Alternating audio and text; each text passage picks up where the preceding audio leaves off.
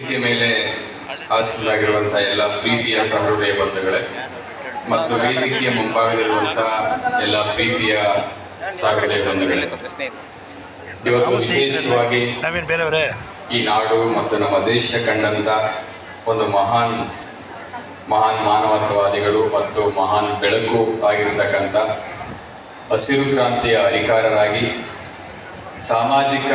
ನ್ಯಾಯದ ಪರವಾಗಿ ಧ್ವನಿಯನ್ನ ಎತ್ತುವ ಮೂಲಕ ಶಾಶ್ವತವಾಗಿ ಈ ಭೂಮಿ ಮೇಲೆ ತಮ್ಮ ಆದರ್ಶಗಳನ್ನ ಬೇರು ಬಿಟ್ಟು ಹೋಗಿರುವಂತ ಮಾಜಿ ಉಪ ಪ್ರಧಾನಿ ಡಾಕ್ಟರ್ ಬಾಬು ಜಗಜೀವನ್ ರಾಮ್ ಅವರ ಆಚರಣೆಯನ್ನು ಮಾಡ್ತಾ ಇದ್ದೇವೆ. ಮೊಟ್ಟ ಮೊದಲಿಗೆ ಡಾಕ್ಟರ್ ಬಾಬು ಜಗಜೀವನ್ ರಾವ್ ಅವರ ಜನ್ಮದಿನದ ಆರ್ಥಿಕ ಶುಭಾಶಯಗಳನ್ನು ನಾನು ಕೋರಲಿಕ್ಕೆ ಇಚ್ಛೆ ಪಡ್ತೇನೆ. ಪ್ರಾಯಶಃ ನಮ್ಮ